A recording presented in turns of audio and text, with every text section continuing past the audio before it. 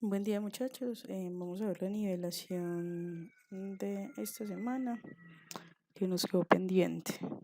Los temas que vamos a ver es la organización política y social de las civilizaciones latinoamericanas, en este caso pues de los incas, los muiscas y quedamos pendiente entonces con los aztecas, que ya lo veremos entonces en la siguiente clase. Comenzamos entonces con el Imperio Inca. Los orígenes legendarios del Imperio Inca, también conocido como Tahuantinsuyo, tenían un tipo de poder monárquico absolutista, que significaba país de las cuatro partes del mundo. El comienzo de este imperio se remontó al año 1200 después de Cristo.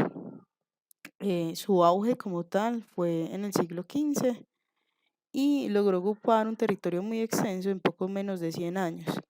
Pero a pesar de su poderío y su extensión, no logró dominar el avance de los conquistadores españoles cuando llegaron a Latinoamérica, más o menos para el año 1532, fue desapareciendo este imperio. El sistema político de los incas estaba centralizado en el inca, este señor de acá, quien se consideraba que provenía de un origen divino, es decir, que estaba muy cercano a los dioses o que parecía ser también un dios. Y él tenía el derecho de gobernar siempre, siempre por herencia. Es decir, este señor escogía a uno de sus hijos, no necesariamente el primogénito, y lo convertía en el Inca. Después o debajo del Inca tenemos el Awiki, que es el príncipe heredero, es decir, el hijo del Inca. Era siempre un hijo varón. Debía demostrar para que lo seleccionara el Inca como su sucesor capacidades para ese cargo. Tenía que tener valor, tenía que tener astucia, dotes guerreras y religiosas además. Luego de eso, en el tercer posicionamiento de esta triángulo estamental tenemos el Consejo Imperial. Ese Consejo Imperial era el máximo organismo político del Imperio Inca. Su función era asesorar totalmente al Inca y estaba integrado por los cuatro gobernadores de las cuatro grandes provincias y así como por otros funcionarios de alto rango, pero que tenían sangre real y también debían de ser elegidos por el Inca. La sede de ellos, es decir, la sede del Inca, de la Wiki y del Consejo Imperial, eran en Cusco, era la capital del imperio, actualmente es en Perú. Después de eso tenemos el Apunchique o Capac Apu. Ese señor era el gobernador de una provincia del imperio Inca. Acuérdense que estos son los representantes de estas provincias. Y aquí ya tenemos uno de las tantas provincias que representa un personaje del consejo. Él reportaba directamente al Consejo Imperial y al Zapaigna lo que sucedía en la región de él. Luego de eso tenemos al Tucuyricui, que quiere decir el que todo lo ve o el que todo lo oye. Este personaje observaba si las leyes del Inca eran aplicadas correctamente y también oficiaba matrimonios, se servía como juez. Entonces, este señor se paseaba por las provincias o por los ayllus, que ahora les explico qué es, y decía, aquí se está haciendo esto, aquí se está haciendo lo otro, estamos recogiendo dinero o no están haciendo lo correcto. Le decía al Consejo Imperial y el Consejo Imperial le decía al Inca y ahí pues ya existían ciertas consecuencias. Y por último tenemos al curaca. El curaca o los curacas eran los jefes de los ayllus. Esos ayllus eran como clanes, como tribus. Eran mandatarios de pequeñas regiones. Es decir, administraban las regiones conquistadas y tenían también un poder militar muy fuerte. Los curacas tenían poder sobre los ayllus, sosteniendo así el poder del Inca sobre todo el territorio, velando por el orden, el trabajo y la producción. Y finalmente estos curacas recogían toda la producción que hacían en los ayllus o de las tribus o de las aldeas como tal, se las pasaban al Tucurricuy, el Tucurricuy se las pasaba al Consejo Imperial, luego se las pasaban al Inca y el Inca distribuía todos esos recursos en toda la población de manera igualitaria. Miremos este video.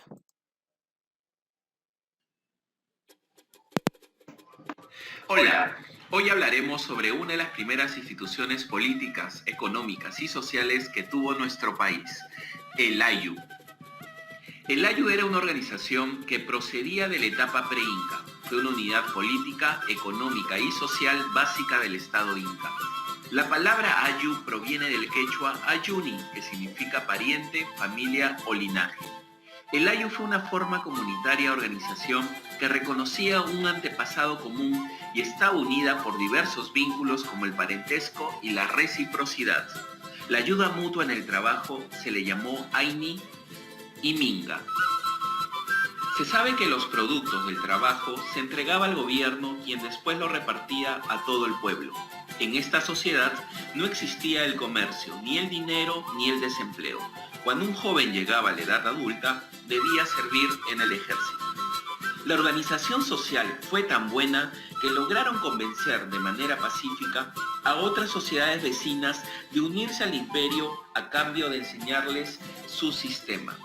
El Estado inca buscó en el Ayu un tipo de organización política y económica eficiente que le permita tener control de la población, y lo hizo a través del curaca o jefe de Ayu, que fue el intermediario entre el inca y el pueblo.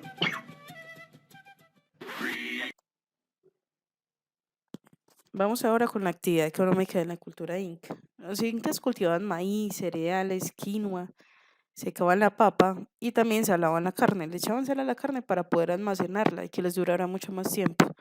Y la utilizaban en épocas de poca abundancia agrícola. Para guardar esos alimentos construyeron colcas y eran estos graneros que ustedes ven acá, este o este que ya estaba deteriorado. Esos graneros o esas colcas eran casitas en forma circular, pero pues acá adentro, o en forma cuadrada. Dependía esa forma de lo que iban a poner ahí dentro. Por ejemplo, las cuadradas eran para el maíz. Estas casitas que ustedes ven acá medían de 2 a 6 metros de altura. Estaban usualmente ubicadas en los lados de las laderas, o más bien en las laderas de los cerros, en lo más alto de las montañas. ¿Y ven ustedes esta montaña acá como es de alta? Siempre estas casitas las ubicaban acá, en la parte más alta. Esas construcciones debían de tener un buen sistema de ventilación y un buen sistema de drenaje. Por eso las construían en estas montañas. Primero porque estas montañas hay unas corrientes de viento que usualmente son frías. Parece que en Perú hay algunas partes que son muy frías, entonces iban esas corrientes de viento y eso permitía que estuvieran como si fueran unas neveras. Y por lo tanto, pues se podía almacenar y guardar durante mucho tiempo cierta parte de la comida. Aparte de eso, si llovía, como estas estaban en una ladera, el drenaje iba hacia abajo, iba de esta manera. Entonces no había la posibilidad de inundaciones, sino que toda el agua bajaba. Por lo tanto, pues se podía conservar también los alimentos y pues de esa manera se mantenían frescos. Otra de las culturas que tenemos en esta presentación son los muiscas. Eh, es una sociedad precolombina que supo mantenerse íntegra incluso durante la colonización de los españoles. Fue la cultura muisca, los creadores de la famosa leyenda del Dorado, que la veremos en próximas clases. Esa cultura se desarrolló en los altiplanos y valles de la cordillera oriental colombiana, precisamente en Cundinamarca, Boyacá y Santander. La organización política y social de los muiscas era muy diferente, o bueno, tenía algunas características similares con la de los incas. Algo diferente en ellos es que, por ejemplo, el jefe muisca no lo escogía el papá, sino que lo escogía la mamá. Entonces la mamá decía, dentro de todos sus hijos, él va a ser el otro jefe muisca. Entonces se basaba en una sociedad totalmente matriarcal. Los muiscas tenían una organización social piramidal, parecida a la de los incas.